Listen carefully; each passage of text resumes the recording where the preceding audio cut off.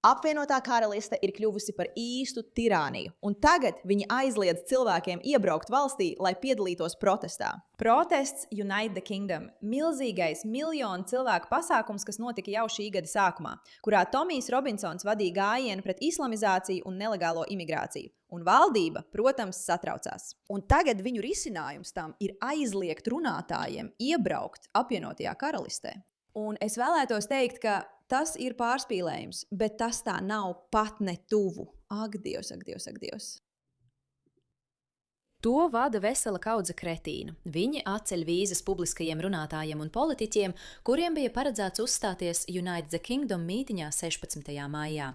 Tostarp Eva Vlada, Nīderlandes politiskā komentētāja, Valentīna Gomesa, amerikāņu politiķe, Džoja Marnarino, amerikāņu politiskā konsultante un Arda Luča, Spānijas politiskā komentētāja. Viņš tikko atcēla manu ceļojumu uz apvienoto karalisti, un tas maģiski notika tikai dažas dienas pēc tam, kad es privāti sarakstījos ar Tomiju Robinsonu par dalību viņa mītiņā 16. maijā Londonā. Visiem viņiem tika atceltas vīzas, norādot, ka viņu klātbūtne apvienotajā karalistē nav sabiedrības interesēs. Kauns Lielbritānijas valdībai, Kijai Stārmerei un Šabanai Mahmudai. Apvienotā karaliste ielaiž notiesātus noziedzniekus, bet ne brīvi domājošas baltās un hispāņu izcelsmes sievietes. Sapratu. Tātad, ja jūs domājāt vai cerējāt, ka es piedalīšos vai uzstāšos Tomija mītiņā, es to nedarīšu. Es nevaru riskēt.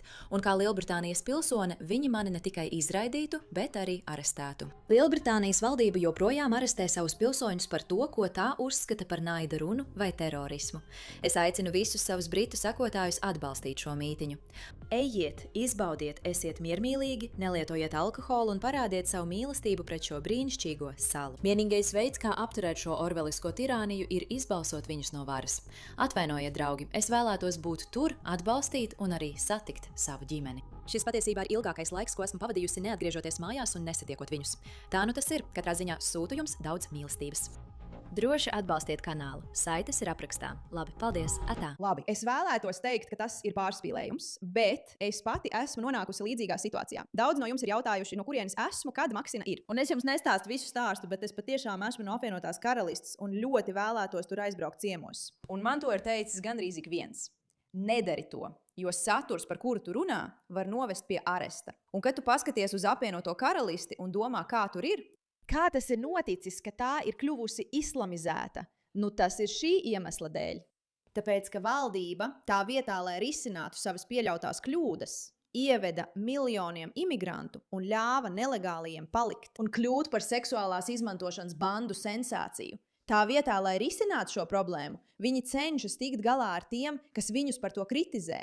Tā ir viņu atbilde. Nevis risināt seksuālās izmantošanas bandu problēmu, bet gan teikt cilvēkiem, kuri jūs par to brīdina, ka viņi to nedrīkst teikt. Un iedomājieties, ka jūs kaut ko ievietojat sociālajos tīklos, un jūs par to arestē. Bet šiem cilvēkiem pat nav atļauts apmeklēt apvienoto karalisti. Protams, Tomijs Robinsons neaturas. Paklausīsimies, ko Džojs par to saka. Viņš ir viens no tiem, kuriem ir aizliegts iebraukt. Un paskatīsimies, kā reaģē Tomijs.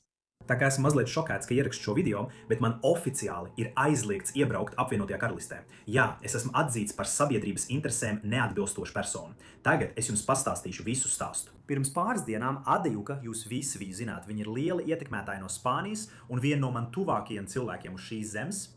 Un viņa privāti runāja ar Tomiju Robinsonu, kur tika panākta vienošanās, ka viņa apmeklēs pasākumu un es uzstāšos UTK mītiņā. Viņai iepriekšējā pasākumā bija ļoti slavens vīrāls brīdis, kas viņu būtībā padarīja starptautiski slavenu labējā kustībā.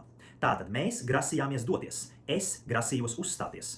Nākamais, ko es uzzināju, pēc 3 dienām mēs vēl neko nebijām publiski paziņojuši. Nekas pat, manuprāt, vēl nebija galīgi nolemts. Es nebiju runājis ar Tomiju, Āda to izdarīja. Es saņēmu e-pastu no iekšlietu ministrijas, kur vada sieviete vārdā Šabana Mahmuda, ka man netiks atļauts iebraukt apvienotajā karalistē. Tagad lūk, kas ir smieklīgi. Es pieteicos šim ETA pirms gada. Ar šo ETA esmu iebraucis vismaz 5 reizes. Es domāju, pagājušā gada maijā, augustā, novembrī, februārī un tikai pirms pāris nedēļām aprīlī es biju Mančestrā, kur sniedzu runu. Es jau gandrīz 10 gadus regulāri braucu uz apvienoto karalisti. Es dzīvoju apvienotajā karalistē 10 gadus, nekad nepārkāpu nevienu likumu. Acīm redzot, ja vien runa tagad nav likums. Man netika pateikts, kādu likumu esmu pārkāpis. Man netika paskaidrots, kāpēc man tiek liekta iebraukšana. Man vienkārši pateica, ka mana klātbūtne nav sabiedrības interesēs. Tas ir smieklīgi, jo, ja dodaties uz Franciju un ar laivu pārbraucat uz apvienoto karalisti, viņi nemaz nezina, kurš nāk par labu sabiedrībai un kurš ne. Un ko nozīmē sabiedrības interesēs? Cīnīties par sabiedrības interesēm vai varbūt tikai par dažām sabiedrības interešu daļām, tām pašām, ar kurām, teiksim, Šabana Mahmuda sevi saista. Starp citu, laipni lūgt raidījumā Pushback. Es esmu Meira K, jūsu vadītāja. Noteikti abonējiet mūsu kanālu, jo mums jūs šeit esat vajadzīgi, bet vēl svarīgāk, palīdziet popularizēt šo video, lai arī citi cilvēki uzzinātu, kas patiesībā notiek. Viņi ielaiž izvarotājus, slepkavas, teroristus. Es domāju, tas notiek katru dienu. Katru dienu un netiek darīts pilnīgi nekas. Bet es uzskatu, ka tas viss ir, lai bloķētu Tomija Robinsona lielo mītiņu 16. maijā. Tur ir arī Eva Valāra de Brūka. Es zinu, kā izrunāt viņas vārdu. Tas ir skaists vārds. Es nezinu, kā to izrunāt. Viņai aizliedza ieceļot. Viņai bija jāuzstājas. Valentīna Gomesa viņai aizliedza ieceļot. Viņai bija jāuzstājās. Es un Ada, kura arī uzstājās pēdējā mītiņā, viņi saņēma ēpastu apmēram stundu pēc tam, kad es saņēmu savu ēpastu, ka arī viņai ir liekta iebraukšana apvienotajā karalistē. Burtiski Šabana Mahmuda ir izveidojusi komandu ar cilvēkiem, es domāju, iespējams, kas sēž apkārt un saka, paskatīsimies, kurš varētu tikt uzaicināts uz šo pasākumu, un pārliecināsimies, ka viņi nevarēs ierasties, lai mēs varētu samazināt publicitāti. Viņi pat nenojauš, ka tas tikai palielinās interesi. Jo cilvēki dzirdēs par šo aizliegumu, jo viņi nevar aizliegt cilvēkiem ārzemēs runāt par to. Un pārsteigums. Pārsteigums ir daudz cilvēku ārzemēs, kuriem interesē vārda brīvības apspiešana, jo viņi skatās uz apvienoto karalisti kā uz milzīgu neveiksmi un domā, kā mēs varam nepieļaut to pašu. Un varbūt risinājums tam ir ieklausīties cilvēkos, kuri saka, ka ar to, ko dara apvienotā karaliste, ir problēmas. Jo viņi neveicina sabiedrības labumu. Jūs, apvienotajā karalistē, man ļoti patīk jūsu valsts, bet jūs dzīvojat tirānijā. Šī valdība ir jāpadzen no varas. Viņi neļaus cilvēkiem, kuri nevēlas nodarīt nekādu ļaunumu un vienkārši vēlas dalīties ar saviem uzskatiem un apmeklēt valsti. Mums nav atļauts iebraukt, bet jums gandrīz katrā lielākajā pilsētā darbojas ārvalstu seksuālās izmantošanas bandas. Esmu sašutis. Es neesmu pārsteigts, bet tas vienkārši... Es vienmēr gaidīju, kad viņi mani aizliegs. Esmu pārsteigts, ka tas vēl nav noticis. Es domāju, ka tas bija tāpēc, ka esmu ASV pilsonis, un mums ir konstitūcija, kas atļauj vārda brīvību. Acīm redzot, pat šī robeža tagad ir pārkāpta. Pretīgi, tiešām pretīgi. Šīs ir cilvēki, kuriem aizliegta ieceļošana. Šī ir Ava, šī ir Valentīna. Jūs zinat tā, kura dedzina Korānu. Viņa ir tā, kura izsakās par imigrāciju Eiropā un īpaši Dānijā. Šī ir Ada un šis ir Joyce. Un, protams, šī ir sieviete, kura to aizliedz. Ļoti pārsteidzoši. Kurš gan to būtu gaidījis? Neprāts. Paskatīsimies, ko Tomijs Robinsons par to saka, jo, protams, viņš to klusējot nepieņems. 2026. gada 16. maijā mēs nosūtīsim vēstījumu pasaulē un varas pārstāvjiem. Mēs liksim viņiem trīcēt lielākajā spēka demonstrācijā, kādu šī valsts jebkad ir redzējusi. Plānojiet savu dalību, esiet tur, palīdziet mums veidot vēsturi. Notiek kaut kas liels. Pretestība ir sākusies. Pasaule vēro Londonu. Londona ir izvēlēta par kaujas lauku. Jūs, Lielbritānija, Velsa, Skotija, Ziemeļīrija un Anglija. Mūsu valsts ir izvēlēta. Pasaule vēro. Mēs vēlamies iedvesmot pasauli ar to, ka šajā valstī vienojamies. Mēs vienojamies rietumos. Pievienojies mums, plāno dalību kultūras identitātes svinībās Londonā 2026. gada 16. maijā. Tavai valstī tu esi vajadzīgs.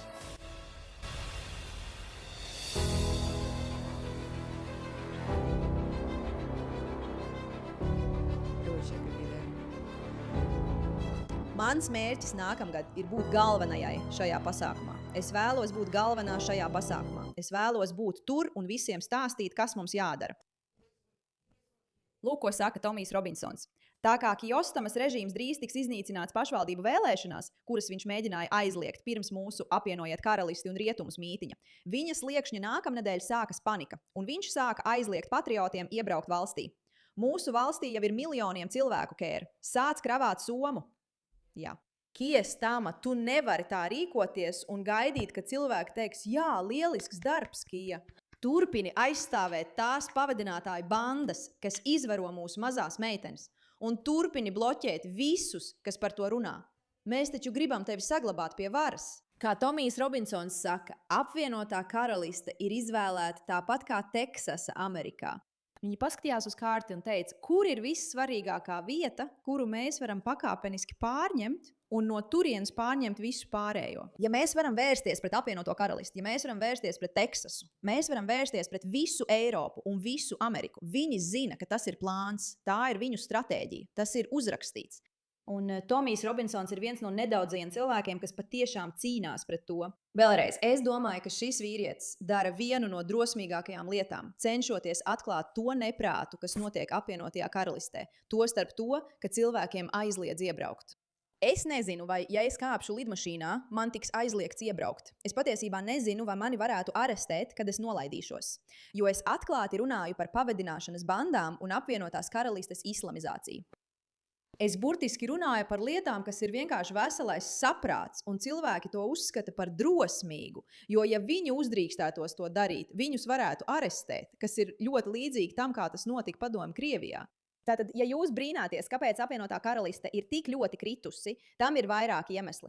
Fakts, ka viņa valdība vairāk koncentrējās uz cilvēkiem, kuri cenšas cīnīties par valsti un ļauj trakajiem cilvēkiem un ideoloģijām ienākt un izplatīties. Paldies par jūsu uzmanību šim jautājumam!